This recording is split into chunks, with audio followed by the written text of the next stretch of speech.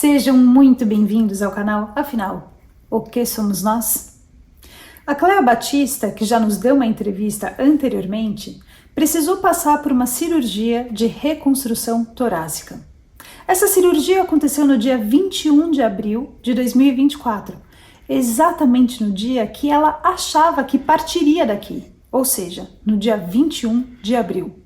Detalhe, essa cirurgia não foi agendada por ela, foi marcada pelos médicos. Mas ela não partiu. E teve uma EQM que a surpreendeu e a transformou. E nós achamos que quem escutar essa entrevista também poderá se surpreender e se transformar. Vamos então entender o que aconteceu nessa nova EQM da Cléa Batista e o que, segundo ela, nós precisamos saber?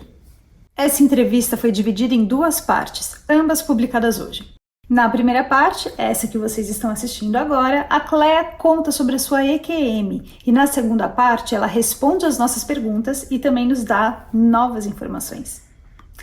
Lembrem-se, se vocês gostarem, por favor, deixem o seu like, comentem e também se inscrevam no canal. Isso ajuda e muito a mensagem chegar a mais pessoas.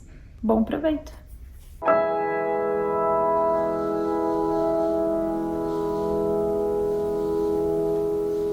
Boa noite, Cléa. Seja bem-vinda de volta. Você teve uma experiência de quase morte recentemente numa cirurgia que estava programada, relacionada aos problemas que você teve antes. Eu queria, por favor, que você nos contasse tudo no maior detalhe que for possível, como sempre. E a palavra está com você. Muito obrigado. Boa noite, Carlos. Boa noite a todos.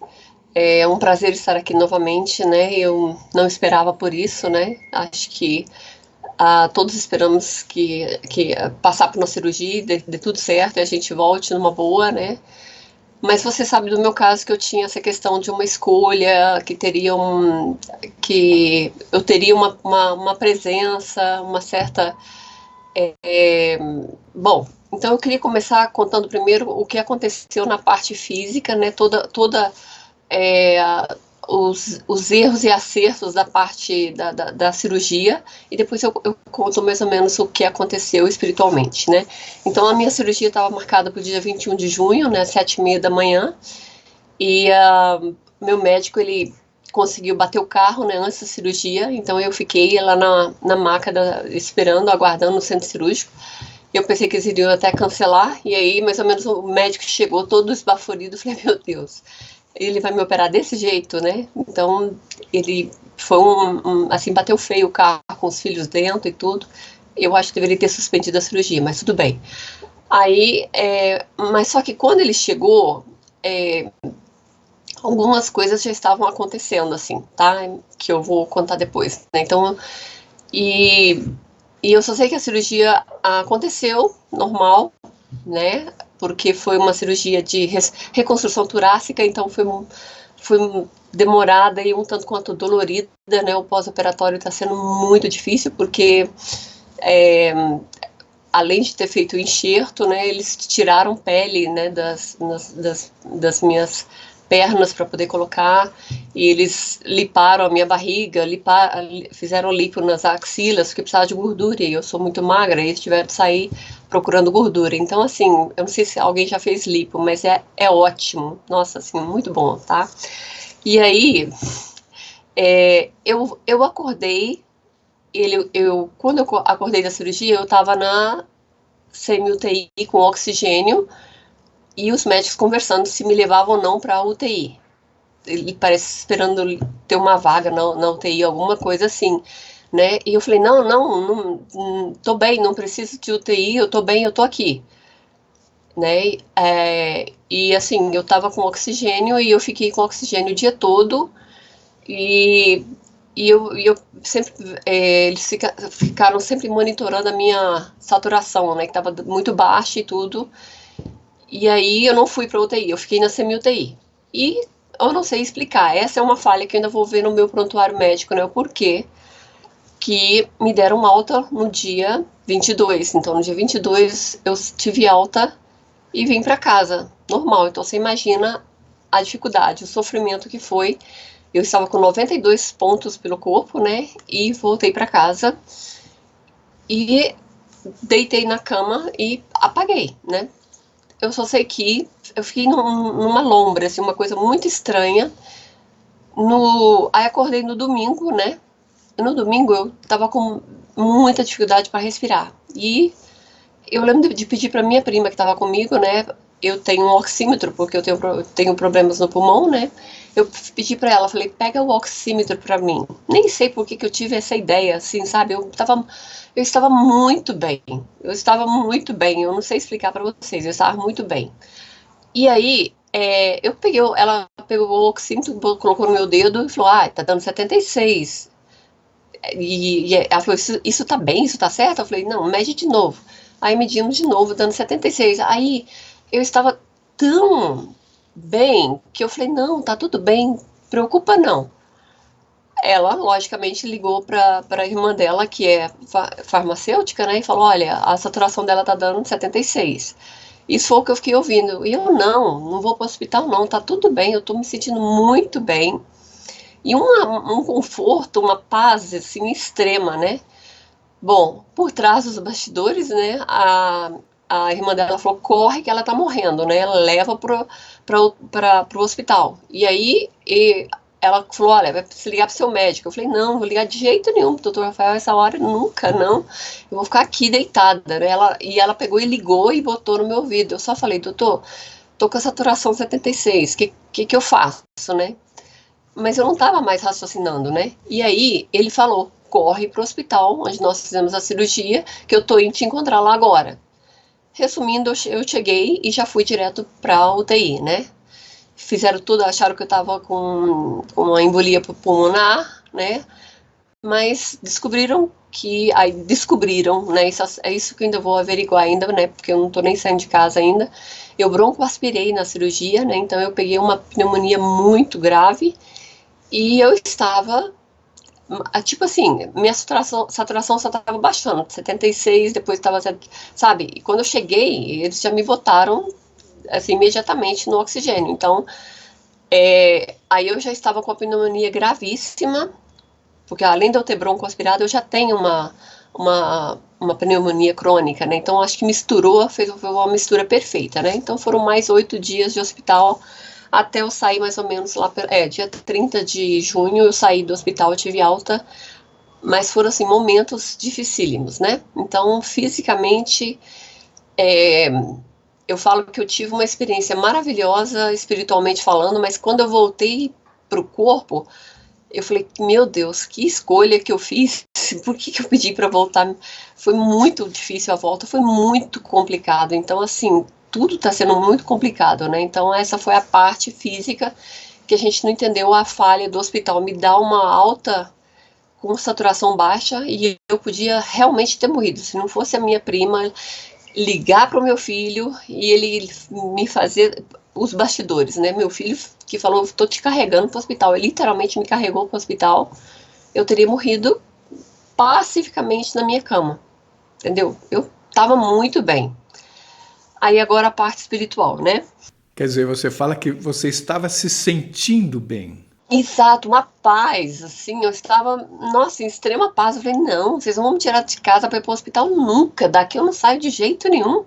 Eu não sei te explicar que paz tão grande era essa que eu fiquei, sabe? Mas é porque eu estava entrando em coma, né? Então, assim, a saturação vai baixando e você vai entrando em coma. E é como eu diria, não sei explicar, era uma paz, acho que igual a hipotermia, né? Dizem que você vai adormecendo, e foi isso, né? Então a parte física foi essa, muito complexa, tá? E ter que ir e voltar para o hospital com muitas dores, né? Não tem explicação. E aí a questão espiritual foi o seguinte: antes do meu médico chegar, todos os médicos saíram, todos que viriam fazer parte da cirurgia saíram, porque estava muito frio lá dentro. Eles colocaram vários cobertores em mim, até colocaram um tubo de ar quente, porque eu estava tremendo de frio, né? Eu já sinto frio, né? E aí, quando o médico chegou, eu já estava vendo um vórtice de luz dourada no teto, uma coisa muito linda. Eu tinha certeza que eu ia embora. Falei, pronto, chegou minha hora, tô indo. E eu estava naquela paz, naquela coisa, assim, sabe, em êxtase, não tem outra palavra. Eu estava em êxtase, porque tinha um vórtice dourado por cima de mim. E teve até uma brincadeira, sabe, da enfermeira, né, porque a gente acaba criando uma certa amizade. A enfermeira do médico, ela falou, Cléia, fica longe da luz, viu? Porque ela sabe da minha brincadeira, né? E eu queria falar para ela, nossa, tô dentro da luz e aquilo. Eu vi o médico chegando, ele todo esbaforido, e eu pensando, acho que não era melhor ele me operar desse jeito, porque eu já tô vendo vórtice de luz, o médico não tá bem, né? E foi me dando aquela paz, assim, e eu não vi mais nada. Eu não vi o médico, não, perdão, eu vi só ele fazendo as marcações. Ele me levantou da cama com frio, assim, enorme, ele fez todas as marcações. E eu completamente grogue. Aí o médico até perguntou, já deram alguma medicação? Não, não tomou nenhuma medicação. E eu muito, né, leve assim, sabe? Aí, quando ele me deitou na maca novamente, eu já não vi mais nada, eu não vi anestesia, eu não vi nada. Eu fui direto pro vórtice, tá? E foi assim, uma experiência que não tem palavras.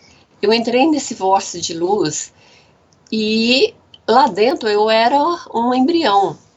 E era uma luz dourada. Eu sabia que eu estava sabe, na luz da fonte. Eu estava em contato com Deus puro. Era a energia da fonte. E eu era embalada por aquilo.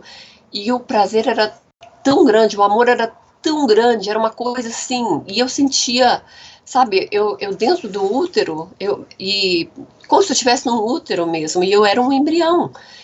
E aquilo me acalentava, aquela energia dourada, uma energia dourada mesclada com dourados mais claro, branco, cintilante, sabe? Um amor tão grande que, sabe, eu chorava de alegria, que eu pensava, gente, que coisa mais linda, foi o presente mais lindo que eu já recebi nessa vida. E eu fiquei naquilo, para mim, que eu fiquei horas. E assim, eu ouvia vozes, mas não são vozes, porque não vinham, eram blocos, né? E meu cérebro traduzia aquelas informações, mas assim, muito longe, que falava assim, eu não tinha uma coisa nítida, eram informações que vinham e falava assim, ela tem que fazer uma escolha, né? Ela vai fazer uma escolha e a dor vai sumir. Toda a dor vai sumir, tudo isso não pertence mais. Se você decidir voltar, a dor vai sumir completamente. Todas as mágoas, tudo isso não te pertence mais, isso não faz mais parte. E eu sentia tudo sendo diluído de mim. Sabe, o passado, as dores, as mágoas, aquelas, sabe, aquilo que você vai carregando pedras, né? E eu sentia, sabe, saindo do meu coração, do meu chakra cardíaco, saindo toda aquela dor e dissipando. Eram coisas tão inúteis, tão pequenas, sabe, aquilo, porque eu passei por um processo muito difícil na pré-cirurgia, muitas coisas ruins aconteceram. Então eu fui para a cirurgia assim, carregando sacos de pedras, né, no caso, porque eu fiquei muito triste, né? E aquilo foi sumindo, e todas as dores desaparecendo, e essas informações vinham dizendo que toda a dor iria desaparecer, porque aquilo não me pertencia mais, e que eu estava livre, que, tipo, era uma sensação de missão cumprida, e que eu era aquele embrião. E aí, eles falaram assim, mas ela tem que decidir se volta, ela tem que decidir se vai voltar ou não. Mas se ela voltar, ela tem que voltar com ajuda. Esse bichinho tem que morrer. Ela não pode voltar assim, ela tem que voltar muito forte para aguentar o que vai acontecer. Se ela decidir voltar. Então, isso ficava ecoando na minha mente, e eu falava, não, como sempre, né? Daqui eu não saio, né? Eu vou ficar aqui. Uma sensação maravilhosa, aquele amor, Carlos, que não tem como colocar em palavras, assim, sabe? Você só arrancada daquele lugar que você poderia sair, que eu poderia sair, porque era era uma sensação, um êxtase, que tudo fazia sentido, de repente toda a minha vida fez sentido, mas eu não sei colocar em palavras, né? E eu continuei dentro como embrião, dentro desse lugar, essa fonte, eu vou falar fonte porque era Deus manifesto ali, sabe? E de repente eu já estava em um outro lugar, mas eu sabia que o meu eu principal estava nesse formato de embrião. Mas de repente eu estava em uma outra sala. Eu confesso que essa outra sala ela ficou um tanto quanto nebulosa. Eu não tinha uma visão tão clara quanto eu tive no útero. Ela era assim, sabe, uma coisa meio nebulosa. Eu estava em pé e eu já estava com a roupa da cirurgia, do centro cirúrgico. E eu sabia que eu estava nua e eu estava segurando a roupa. E eu estava segurando a roupa, mas eu lembro que eu não sabia onde a roupa tinha fechado, se o médico tinha colocado pela frente ou pela trás. Aí eu pensava, gente, por onde está a abertura? Minha preocupação era onde era a abertura. Por quê? Eu vesti de um jeito e o médico na hora trocou a minha roupa, né? E eu não gravei isso. E eu ficava, né? Onde é que tá a abertura? A minha preocupação era onde era a abertura da minha veste, né? E na minha frente tinha essa sala, não era muito grande, com seres, e era tipo mesas em formato L, e por trás passava aquele típico, né, filme da minha vida. Só que eu não via as imagens claramente. Era tudo muito turvo, porque a sensação do útero era muito forte em mim, e ficava tudo muito dourado, sabe? Aquela sala era muito dourada e eu não tinha a nitidez que eu tive no útero. Eu via que o filme da minha vida passava. E que eles falaram, não, tá tudo... A sua missão tá cumprida, tá? Fechou. E aí, eles falaram... Não foi um... Não, quando falaram, é meio complexo, né?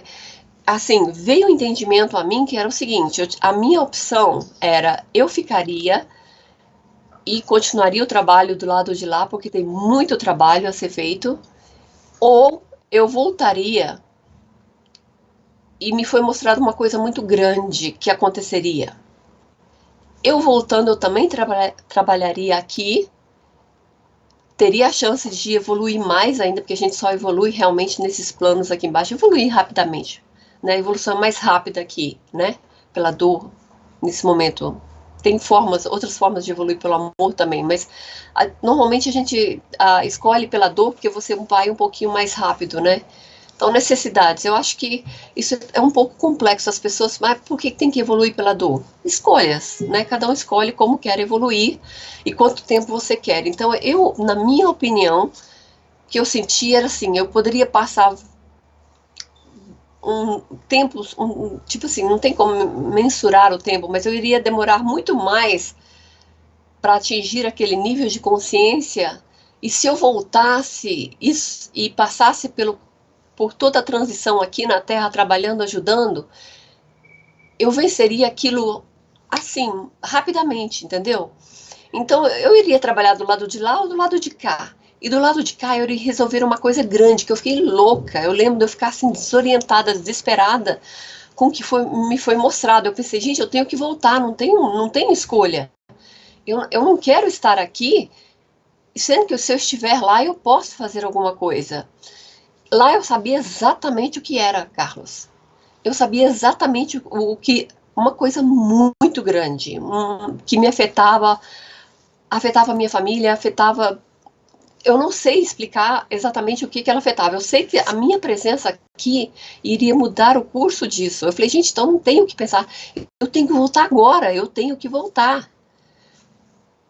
Eu sabia que isso iria acontecer de uma certa forma. Eu já tinha feito as pazes com isso, que eu sabia que se o meu guardião estaria comigo nesse momento da decisão, é porque era uma coisa grande, né? Então,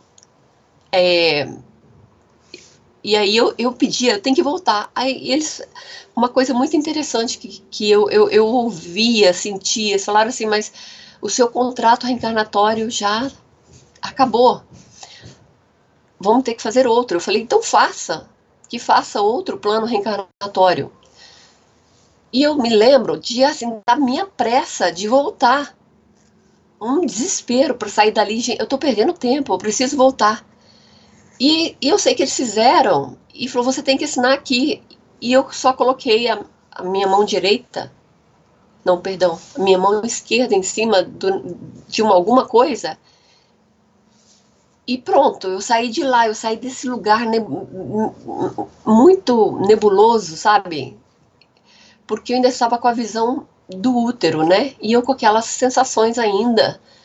Aí, de repente, eu me vi em um lugar muito claro. Como eu passei para lá, eu não vi, Carlos. De repente, eu acordei nesse lugar. Aí, isso já era dia, como se fosse, assim, dia, muito claro. O lugar era muito claro e é muito difícil colocar em palavras o que eu vi. Eu vou tentar explicar mais ou menos, tá? Era um conselho galáctico, uma coisa gigantesca. De repente, o tamanho de uns 10 maracanãs, ok? Uma coisa assim gigante. Só que ao invés do gramado, tinha como se fosse uma mesa. Eu imaginei, parecia a ONU, sabe? Só que era ao ar livre. Mas ao mesmo tempo era no espaço. E tinha seres. Tinha esse ser central, que ele era um ser cinza, muito alto, ele tinha mais de 3 metros de altura. E tinha vários outros seres ao lado dele. E no final, eu lembro que tinha aqueles aviários azuis, um de cada lado, e eles seguravam uma bandeira que me lembrou bastante a ONU, porque eu via muito a cor azul. Mas eu não foquei na bandeira, porque a outra piada, eu estava ainda tentando ver onde eu tinha que segurar, porque eu estava nua e estava descalço, e eu não sabia se eu segurava pela frente ou pela trás, pelas costas, as vestes que eu estava usando, né? Então eu estava nas arquibancadas, tinha seres de todos os jeitos, de todas as galáxias e dimensões, pelo que eu senti, e meu guardião estava do meu lado, assim, azul, bem alto. Eu não via, eu só via a parte do tronco dele, entendeu? Então eu não via o rosto, porque eu teria que olhar muito para cima para poder ver. E eu vi que esses seres centrais, eles eram muito altos. E esse de cinza, que estava com um capuz cinza, ele tinha um martelo como de juiz. Mas eu falei, não é um martelo, ó, por ele ser muito grande, devia ser uma coisa muito grande também. Tipo uma marreta, só que ela era toda cinza, com os detalhes dourados. E aí, por trás desses seres, devia ter uns 10 ou mais, e depois 2 aviários azuis ao final, de cada lado. E aí esse ser central, ele estava falando algumas coisas, e por trás ele passava um filme. E esse filme que me assustou. Nesse filme passava calamidades na Terra. Aí passava, assim, ações humanas e tudo. Essas visões que passavam por trás aí mostravam, né, muita água. E assim, eu não vou dizer que o que ficava, o que era destruído, que eu não vi. Eu vi assim, como eu moro em Brasília, então eu vi que Brasília estava intacta, né? Vi São Paulo também, eu vi Minas, então eu via que o Sudeste e Centro-Oeste estava bem centrado ali, estava tudo ok. Mas eu acho que é porque eu me preocupei com a minha família que mora nesses lugares. Então, de repente, foi por isso que eu tive uma visão mais clara desses lugares. Mas uma coisa estranha que eu não vi a Amazônia, eu vi a água. Então, isso também eu não entendi, sabe? A costa brasileira, eu via ondas altíssimas, entendeu? Assim, uma coisa de tsunamis, né? Uma coisa de tsunamis muito grande, muito. E eu fiquei desorientada. Eu perguntava, mas o que está acontecendo? Como pode? A gente precisa de mais tempo. Como assim? E aí, de repente, as imagens atrás do telão, elas começaram a focar o sol. Muitas tempestades solares, assim, o sol com muita força, tempestades violentas. E eu via em várias partes do mundo, mas principalmente pela América do Norte, não só América do Norte, vários locais, coisas caindo, e eu não entendi o que era aquilo, e eram coisas enormes, e eu não entendi, eu não sabia o que era aquilo. Eu olhava no telão e tentava entender, porque eu não estava atrás dessas pessoas. Então, às vezes, eles são muito grandes e não tinha como eu ter uma visão 100%. Então, eu ficava tentando ver o que estava acontecendo e essas coisas caindo. Aí que eu olhei, eu pensei, parece satélites pelo formato, mas assim, foi uma impressão minha, né? Porque eu não conseguia ver direito e nem saber o que era aquilo, porque no momento que tinha um impacto no chão, elas eram destruídas, né? E eu só vi o sol, tá? Muito forte, tempestades solares aumentando, e eu em desespero, e aí eu só sei que esse ser que estava no centro, ele pegou e bateu um martelo. Ele falava numa língua que era traduzido para mim, mas só que eu não estava nem prestando atenção no que ele estava falando, porque eu estava em desespero com o que eu estava vendo. Foi me dando eu não tive a calma, sabe? Eu falei, não, mas espera aí, me falaram que a gente tinha mais tempo. Aí, de repente, ele bate o martelo e fala, essa é a vontade de Gaia. Aí eu perguntei pro meu guardião, falei, mas a gente precisa de mais tempo? Como assim? Agora? Bateu o martelo? O que isso significa? Aí ele falou, olha, foram as palavras dele, né? Então, assim, ele falou, olha, Gaia decidiu. E ele fez assim com a mão. Eu nunca vou esquecer. Gaia decidiu. Então, ela bateu o martelo.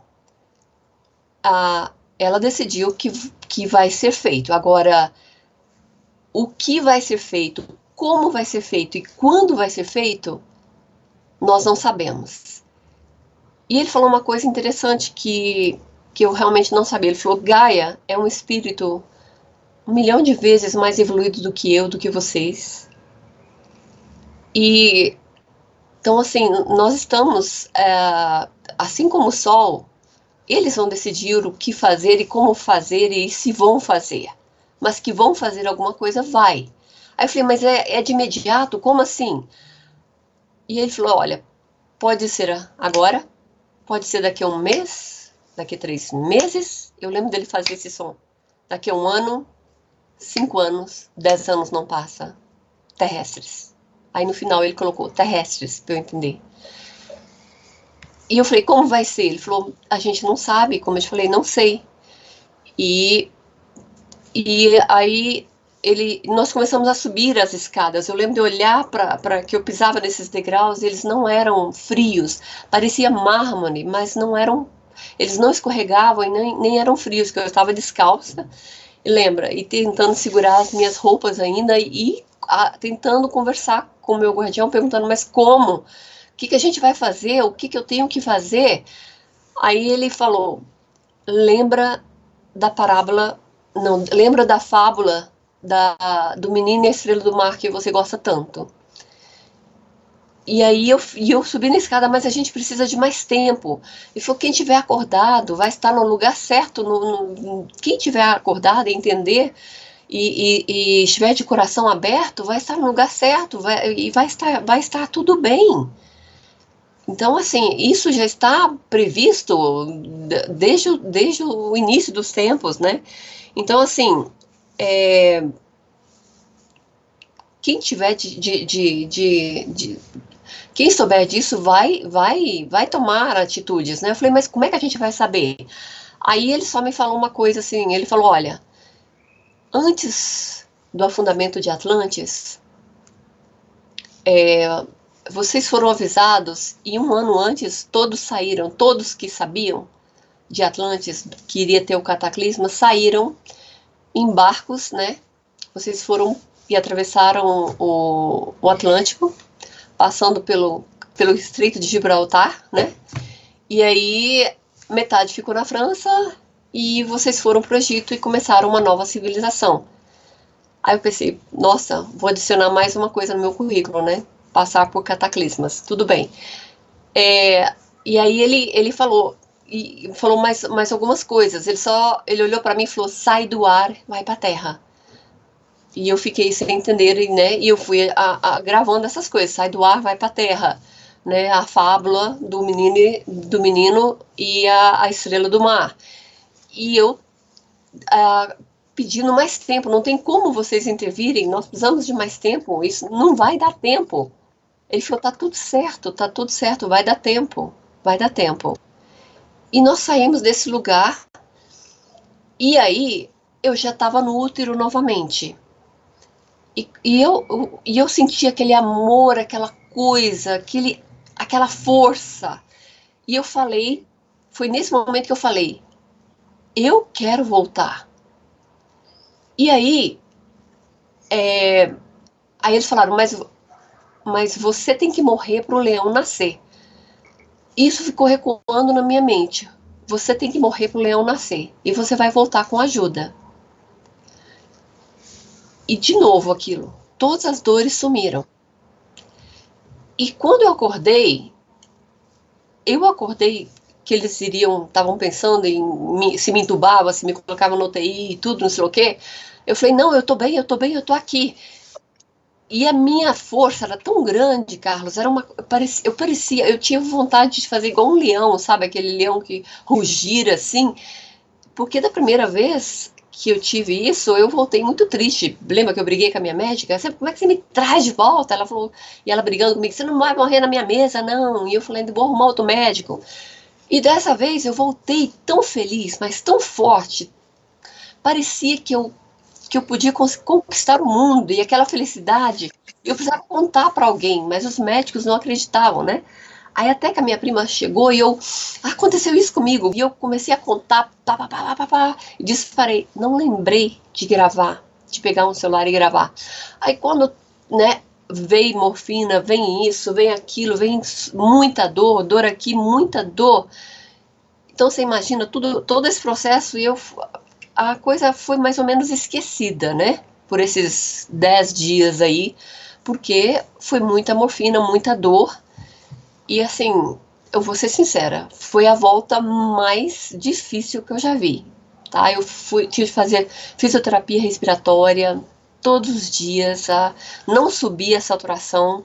A minha volta, ela foi realmente muito difícil. Foi assim, eu não imaginei que seria tão difícil nascer, porque a sensação que eu tenho é que eu nasci de novo, né? Então eu senti muitas dores. Então foram assim, quase 10 dias mais ou menos de dor, e a minha saturação não subia.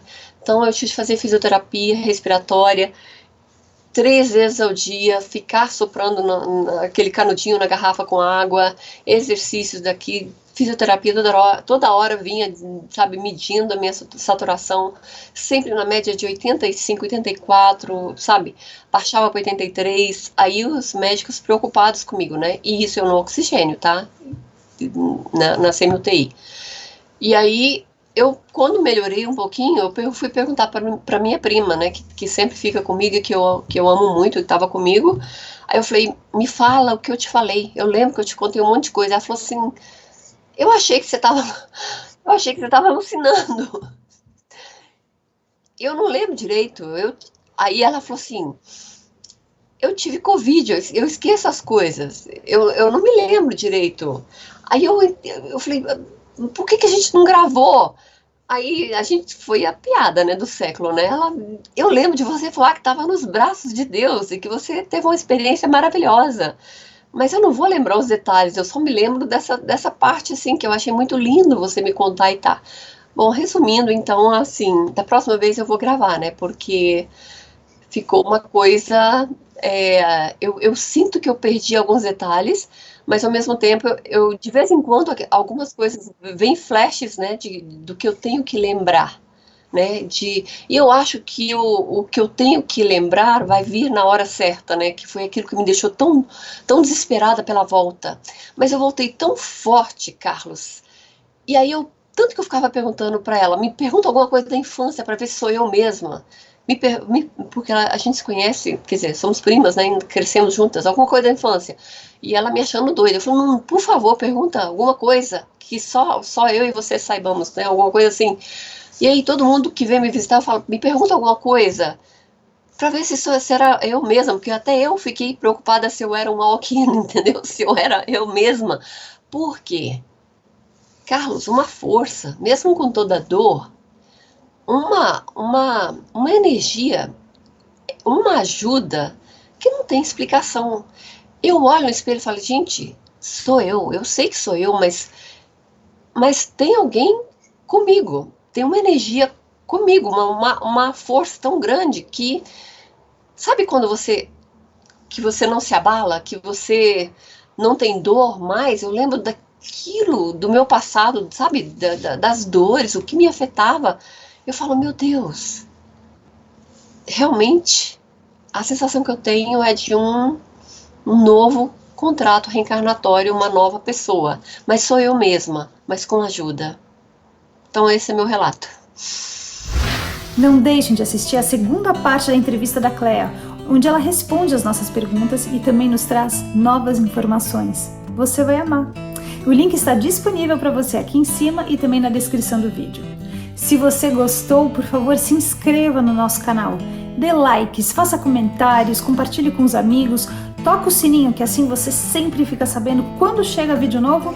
E se você tem alguma dúvida ou passou por uma EQM e gostaria de compartilhar a sua história com o mundo, por favor nos escreva. O nosso e-mail é afinal.oquesomosnós@gmail.com. Essa é uma nova fronteira do conhecimento humano. Vamos juntos atravessá-la?